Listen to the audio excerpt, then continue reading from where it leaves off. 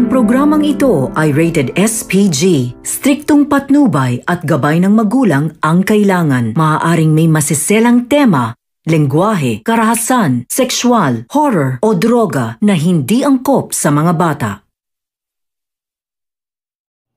Huli nang nakarating kay Espinas lalo na kay Rigor na sila Tanggol ay makakalaya na.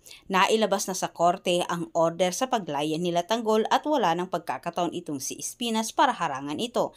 Samantala isinorpresa naman ni Hippie itong si Rigor sa pagpasok sa opisina sa masamang balita na nakatanggap umano siya ng order galing sa taas. Naglalaman sa paglaya nila Tanggol. Nadismaya naman itong si Rigor at nagtataka din siya kung sino umano ang taong tumulong kay Tanggol at sa mga kaibigan nito para mga ito ay makalaya. Pero suspetsya naman ni Rigor na ang leader umano sa sindikato ang tumulong kala Tanggol para ang mga ito ay makalabas. Dali-dali silang dalawa ni Mando na dumako doon sa kulungan para kausapin umano itong si Tanggol at kunan ng pahayag patungkol sa investigasyon. Ngunit sa kanilang pagdating nagdadalawang isip naman itong si Tanggol na harapin ang kanyang huwad na tatay. Batid ni Tanggol na wala itong masaming maganda kundi puro masasama.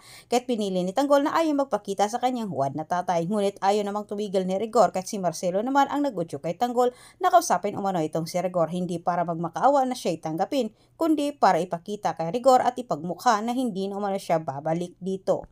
Nagalit naman itong si Espinas kung bakit hindi umano sinabi ni Tanggol sa kanya. Pero paliwanag naman ni Tanggol sa kanila, alam na nila na harangin ito ni Espinas kahit mas pinili umano nila na hindi ito pa ipaalam kay Espinas.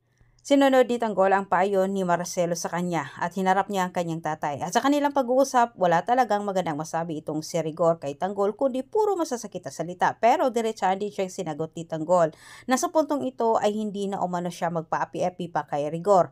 Dahil sila'y nakalaya umano at ibig sabihin napatunayan umano sa korte na wala silang kasalanan. At dito po nagtatapos ang ating advance episode. Huwag mong kalimutang mag-subscribe para sa ating maraming karagdagang update. Muli maraming salamat.